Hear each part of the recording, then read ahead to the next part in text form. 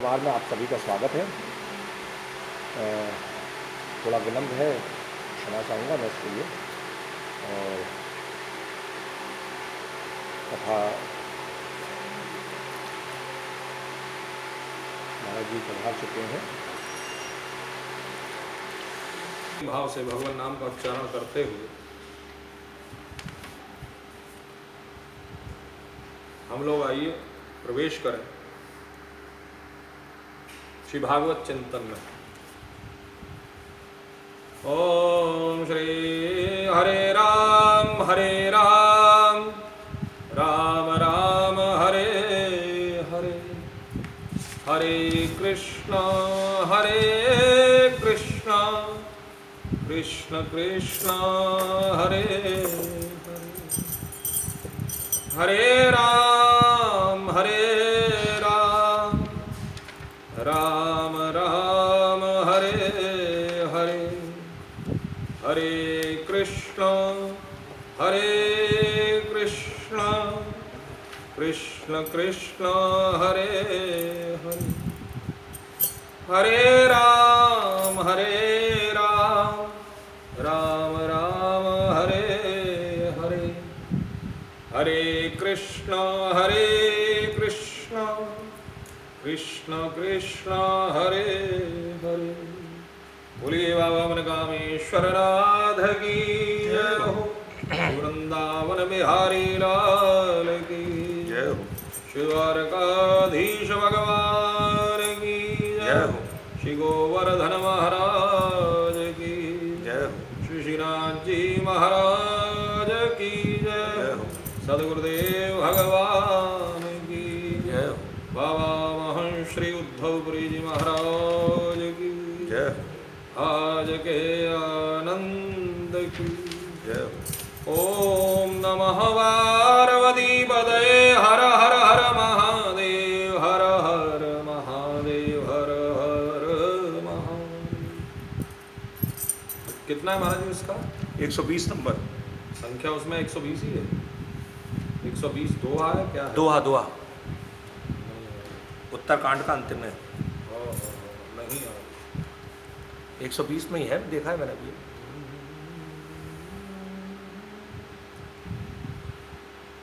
आज के समय में, हाँ, आज के समय में एक व्हाट्सएप पर बहुत अच्छा वो चल रहा है प्रसंग। चलिए कम से कम इस बहाने लोग व्हाट्सएप को तो देख ही रहे हैं, और व्हाट्सएप को देखते हुए लोग उसमें यह भी कह रहे हैं कि भाई ऐसा ये सब हो रहा है, कुछ हंसी भी उड़ा रहे और हैं। कुछ हंसी भी उड़ा रहे हैं कि देखो भाई ऐसा है ऐसा है ऐसा है। तुम अब कह रहे हो कि इसमें तुम्हारी किताबों में लिखा है, तुम्हारी किताबों में लिखा है, तुम आप कह रहे हो। तो ये जो सारी चीज़ें जो कुछ भी चल रही हैं, क्योंकि एक प्रश्न अभी बड़े महाराज जी के पास में आया, तो क्या प्रश्न था महाराज जी? मैं चाहूँगा आपका, अभी आपका जो आप अवलोकन करा रहे थे। प्रश्न यही था कि मतलब ये देखिए, इसमें क्या रामचरितमानस में ये वर्णन है क्या, ये कोरोना के संदर्भ में या ये बीमारी के बारे में लिखा है कि चमगादड़ जो होंगे, इस प्रकार का वर्णन है। और एक आपने महामृत्युंजय उसमें शिव पुराण का भी किसी ने प्रसंग भेजा आपको, जिसमें आपने कहा है ऐसा कि कोरोना बीमारी जो है वो लिखी हुई है, इस प्रकार का वर्णन आता है। तो इस संदर्भ में रहा है कि आप उचित मार्गदर्शन करें लोगों का। मैं तो लोगों से, अभी मैंने नीचे दरबार में मैंने मानस मंगा करके मैंने लोगों को अवलोकन कराया कि मेरा निवेदन है कि आप लोग इसका हिंदी पाठ करें। रामचरितमानस इस बहाने जो है कम से कम 9 दिन का होता है। वैसे जब ये लॉकडाउन खुलने में 11-12 दिन है, तो आप लोग पढ़ें, गूगल पे मिल सकता है। तो अभी लोगों के मन में बड़ा ये उत्पन्न हो रहा है कि भाई ऐसा क्या है, ऐसा लिखा है क्या कहीं, और क्या है, कैसे है।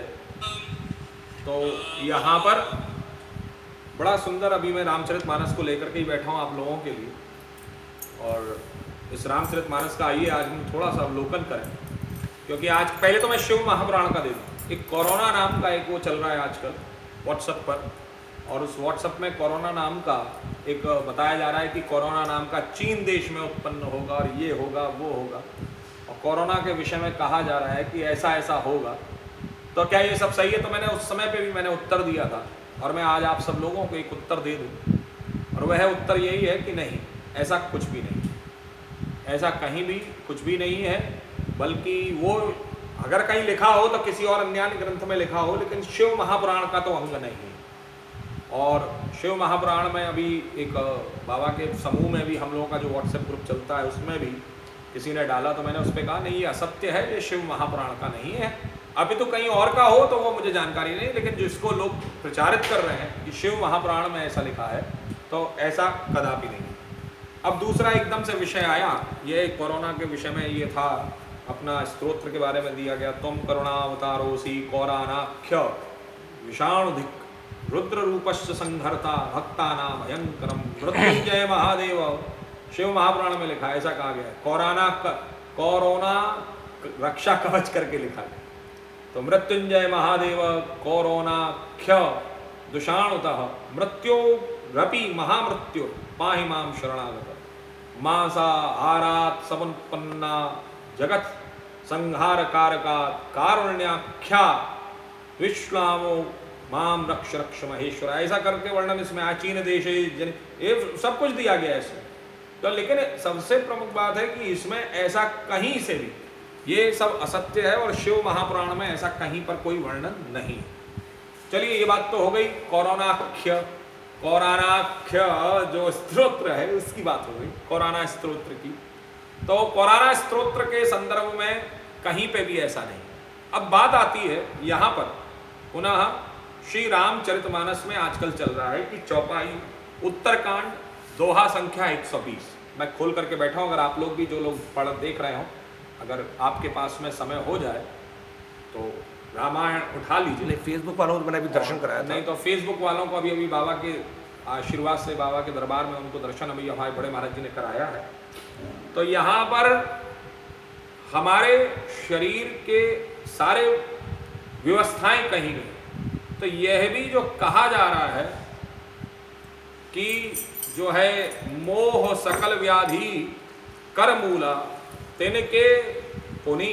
अब इसमें कई सारे हैं, अब किसकी चर्चा करें किसकी बात करें ये समझ में नहीं आ रहा है। यहाँ पे जिसकी बात की जा रही है तो उसमें कई सारे विषयों की बात की जा रही है। और यहाँ पर एक कव्वा आया है बड़ा सुंदर, जो है यहाँ से मैं शुरू करता हूँ। दोहा की संख्या है, देखिए दोहा संख्या हुई 120 और 120 संख्या हुई, और इस 120 संख्या से हम लोग प्रारंभ करते हैं। तो इसमें पहला है ब्रह्म वेद है, वेद समुद्र है, ज्ञान मंद्राचल है, संत देवता हैं जो समुद्र को मतकर कथा रूपी असुर निकलते हैं, जिनमें भक्ति रूपी मधुरता बसी। ब्रह्म पयोनिधि मंदर ज्ञान संत सुर आही, कथा सुधा मति काढ़ी भगति मधुरता जाय। बिरति चरम असी ज्ञान मत लोभ मोह रिपुमारी, जय पायई सो हरि भगति देख खगेश विचारी। यहाँ पर काकभुषुंडी जी को, काकभुषुंडी जी खगेश अर्थात गरुण को ये कथा सुना। अब ये कथा देखिए किसने किसको सुनाई है। पहले तो इस चीज को आप सूत्र को समझिए कि कथा किसने किसको सुनाई है, जो ये सारी बातें हो रही।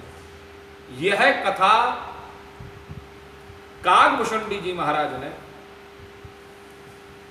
जटाई जो है उनको सुनाई है, गरुण जी महाराज को। अच्छा, गरुण जी महाराज को यह कथा क्यों सुनाई गई? यह गरुण जी महाराज को कथा इसलिए सुनाई गई क्योंकि गरुण जी महाराज को मोह हो गया। मोह किस बात पर हो गया कि राम और रावण का युद्ध हुआ, और उस राम रावण के युद्ध में मेघनाथ ने, जैसा कि अभी आप देख रहे हैं कि मेघनाथ ने नागपाश में बांध लिया, और नागपाश में समूचे सबको बांध दिया गया। केवल और केवल एक व्यक्ति बचे, और एक व्यक्तित्व ने जो कि हनुमान जी महाराज थे, चूंकि वह सभी पाशों से मुक्त थे, उनको आशीर्वाद था, तो अंततः इसलिए वह लिहाजा जो है वह नहीं बंधे। तो हनुमान जी महाराज ने गरुण देव को जाकर के कहा, प्रभु आप चलिए और उनको छुड़ाइए। तो वह आए हैं, उन्होंने देखा, देख करके मन में विचार करते हुए आए कि आज मैं अपने स्वामी का दर्शन करूंगा, आज मैं अपने नारायण का दर्शन करूंगा। वह नारायण जो कि मेरे से दूर हो गए, यहाँ वैकुंठ को त्याग करके पृथ्वी लोक पर एक स्वरूप, एक साधारण से व्यक्ति का अवतार लेकर के युद्ध कर रहे हैं, आज मैं उनका दर्शन। जब वह वहां पहुंचे तो उन्होंने देखा कि उनके जो नारायण है वह साधारण से नागपाश में बंधे हुए, अरे जो नागों की शैया पर सोता है वह एक साधारण सी नागपाश की सही जो है नागपाश में बंधा हुआ है। गरुड़ जी महाराज को बड़ा आश्चर्य हुआ कि ऐसा कैसे हो गया। तो उनके मन में छुड़ा तो दिया, लेकिन उनके मन में मोह आ गया कि ये नारायण कैसे। और उस मोह की निवृत्ति करने के लिए वह ब्रह्मा जी महाराज के पास पहुंचे। ब्रह्मा जी ने कहा मैं नहीं कर सकता हूं, तुम शंकर भगवान के पास जाओ। तो भगवान शंकर के पास में पहुंचे। जब भगवान शंकर के पास में पहुंचे तो भगवान शंकर ने कहा हे खगेश, हे जो है जो सभी पक्षियों के राजा, मैं आपकी इस शंका का निराकरण नहीं कर सकता। बोले तो फिर मैं क्या करूं? बोले आप काकभुषुंडी जी के पास जाइए। तो काकभुषुंडी जी के पास में पहुंचे हैं। तो उस समय मां पार्वती ने उनसे पूछा है भगवान शंकर से, प्रभु आप तो भगवान की कथा इतनी सुंदर कहते हैं, तो आप इनकी कथा, आप इनका निरूपण नहीं कर सकते थे क्या? इनकी शंका का निराकरण नहीं कर सकते थे कथा का निरूपण करते हुए? तो भगवान शंकर ने बड़ा सुंदर कहा, खग ही जाने खग की भाषा। बोले एक पक्षी ही पक्षी की भाषा जानता है, वो उसे भाषा में समझाए, वह समझाएंगे बहुत अच्छा लगे, और वह जो है ये गरुड़ जी महाराज समझेंगे भी। तो उस समय पर गरुड़ जी महाराज की और काकभुषुंडी जी की बड़ी सुंदर राम कथा हुई है। और काकभुषुंडी जी महाराज ने उसी के अंतर्गत में यहाँ पर कहा गया है। ये काकभुषुंडी जी महाराज गरुड़ जी महाराज को समझाते हुए कहते हैं कि जो व्यक्ति ज्ञान रूपी तलवार से, वैराग्य रूपी ढाल से अपने को बचाते हुए और ज्ञान रूपी तलवार से मद, लोभ और मोह रूपी वैरियों को मारकर विजय प्राप्त करती है, वह हरि की भक्ति है। ऐसे विचार करिए। अब यहां पर बहुत सारी बातें हुई। तो अब वो क्या प्रश्न थे, उन्होंने प्रश्न भी पूछे, और उन प्रश्नों में उन्होंने पूछा, हे प्रभु आप बताइए सबसे दुर्लभ शरीर कौन सा है, और सबसे बड़ा दुख कौन सा है, सबसे बड़ा सुख कौन सा है। सो आप विचार करके हमें संक्षेप में बताइए। उन्होंने कहा पहला कि सबसे दुर्लभ कौन सा शरीर है, और बोले आप जो है संत और असंत का मर्म आप जानते हैं, उनके सहज स्वभाव का वर्णन करिए। श्रुतियों में सबसे, वेद में सबसे बड़ा महान पुण्य कौन सा है, सबसे भयंकर पाप कौन सा है, ये सारे पाप आप हमें बताओ। और उसमें भी शारीरिक रूप से पापों को तो आप कह ही रहे हैं, शरीर के संबंधी जन्य पाप तो हम जानते हैं। शरीर में बुखार हो गया, शरीर में कोई बुखार हुआ, जरा विचार करिए, और जब शरीर में कोई बुखार हुआ तो स्थिति क्या हुई, और जब बुखार हुआ तो स्थिति क्या हुई? स्थिति ऐसी हो गई कि जो है हाँ, तो इस बुखार हुआ, तो बुखार में तो इस शरीर जन्य बुखार है। शरीर में अच्छा 3 प्रकार के शरीर कहे गए। पहले तो इस चौपाई को आज हम पूरा समय इसी वृत्तांत के ऊपर हम चिंतन करेंगे कि हमारा 3 प्रकार का शरीर है। हमारा शरीर 3 प्रकार का है, और इस 3 प्रकार के शरीर में पहला शरीर है स्थूल शरीर, ये जो दिखाई दे रहा है, जो मैं इन आंखों से देख रहा हूं, बॉडी, जो मैं जिसको हम बॉडी कहेंगे, ये पूरा का पूरा हमारा जो शरीर है, जिस बॉडी में मेरी 2 आंखें हैं, एक नाक है, एक मुंह है, ये मुझे दिखाई देता है। ये मैं शीशे के सामने खड़ा हो जाऊंगा, दिख जाऊंगा, मैं अपनी आंखों को ऐसे करके हाथ को देखूंगा, मुझे दिखेगा। ये व्यक्तिगत रूप से अगर जिस चीज को मैं अपने चेहरे को नहीं देख सकता हूं, तो मैं शीशे में अपने आप को देख सकता हूं, और अगर शीशा भी नहीं हो तो मैं पानी में अपना चेहरा देख सकता हूं। तो मैं अपने शरीर को देख सकता हूं इस आंखों से, अपनी इन आंखों से मैं शरीर को देख, ये मेरा पहला शरीर हुआ, this is my first body. Now come to the other part, another body, the second body. वो सेकंड बॉडी कौन सी, वो दूसरा शरीर कौन सा है? वो दूसरा शरीर इन आंखों से दिखाई नहीं देता। उस दूसरे शरीर को देखने के लिए हमें मशीनों की जरूरत पड़ती है, हमें बड़ी बड़ी दूरबीनों की जरूरत पड़ती है। जैसे हमको इस शरीर के अंदर का भाग जो कि मल भी है, जो कि शरीर के अंदर चलने वाला खून भी है, रक्त भी है, ब्लड भी है, उसके अंदर नाना प्रकार के किडनी है, उसके अंदर हार्ट भी है, उसके अंदर जो है अपना लिवर भी है, कई हड्डियां हैं। तो ये दूसरे शरीर को हम इन आंखों से नहीं देख सकते, और जब हम इन दूसरे शरीर को हम इन आंखों से नहीं देख सकते, तो इसको देखने के लिए हमें उपकरणों की, हमें इंस्ट्रूमेंट्स की, हमें जो है नाना प्रकार की दूरबीनों की, माइक्रोस्कोप्स की, और जो है अलग अलग तरीके की, यहां तक कि बॉडी का स्कैन करने की मशीन की हमें जरूरत पड़ती है इस शरीर के अंदर वाले शरीर। तो ये हुआ second type of body. Now come to the third and the last part of the body, और वो कौन सी है? वो तीसरा और जो अंतिम भाग है शरीर का वह होता है सूक्ष्म शरीर। वह सूक्ष्म शरीर होता तो है, लेकिन वह सूक्ष्म शरीर को आप ना तो अपने आप देख सकते हैं, उस सूक्ष्म शरीर को आप उपकरणों के माध्यम से, इंस्ट्रूमेंट्स के माध्यम से, दूरबीन के माध्यम से, सीटी के माध्यम से नहीं देख सकते हैं।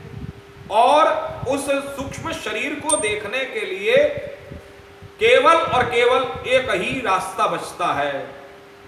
बोले वो रास्ता कौन सा है? वो रास्ता है अनुभव, एहसास, experience. Experience yourself, experience yourself. बोले क्या? बोले आपके शरीर में मन है, हाँ है। उस मन की अपनी एक जगह है, मन यहां नहीं रहता। अगर हम आपसे एक सूक्ष्म तत्व में अगर आपको कि वो मन का रहता है, तो वो मन यहां नहीं रहता। Feelings are not here, feelings are here. I feel for you, from where? From here? No sir, हम फीलिंग्स को यहां से नहीं लेते, हम फीलिंग्स को यहां से महसूस करते हैं। जरा विचार करिए। सबसे प्रमुख बात है कि उसी प्रकार से जब मैं आपसे दृष्टि की बात करूं, जब मैं आपसे आंखों की बात करूं, तो आंखों में एक दृष्टि तत्व है जो दिखाई नहीं देती, जिसको आप दूरबीन से माप नहीं सकते, आप जिसको दूरबीन के मानकों पर आप ला नहीं सकते, वह दृष्टि तो है। कईयों बार कईयों व्यक्ति ऐसे हैं जिनकी आंखों में दृष्टि है, रोशनी है, लेकिन वो देख नहीं पा रहे। क्यों? क्योंकि उनकी देखने की शक्ति खत्म हो गई, लेकिन रोशनी है। वो एक नस जाती है बीच में। हमारे ताऊ जी, हमारे जो है ताऊ जी थे, महर्षि श्री महंत प्रेमपुरी जी महाराज, उनके यहाँ पे फरसा लगा था, एक कुल्हाड़ी लगी, कुल्हाड़ी की चोट ने आंख के बीच में से एक उनकी नस काट दी। तो डॉक्टर्स ने कहा कि अब वो नस कटने के कारण से देख नहीं पाएंगे। तो बोले क्या देखने की रोशनी चली गई? पिताजी महाराज ने उस समय पर यह भी कहा कि कॉर्निया बदल जाए, आंख बदल जाए, आंख डल जाए एक नहीं, ऐसा हो जाए। बोले नहीं, बोले आंख तो है इनके अंदर, रोशनी भी पर्याप्त है, लेकिन चूंकि वो जो देखने वाली जो नस होती है वो कट गई है, और उसके कटने के कारण से अब ये देख नहीं सकते। कॉर्निया क्या करेगा? कॉर्निया यही तो करेगा कि भैया एक आंख की रोशनी आपके अंदर डाल दी जाएगी तो आप देखने लगे। नहीं, वो देखने वाली शक्ति अलग। ऐसे ही कान की सुनने की शक्ति है, सुनने की जो शक्ति है, वो सुनने की शक्ति को हम जो है महसूस कर सकते हैं, एहसास कर सकते हैं। उसी प्रकार से जैसे अब ये स्थूल शरीर के, अच्छा जैसे 3 शरीर हैं, तो इन 3 शरीरों की व्यवस्थाएं भी अलग अलग हैं।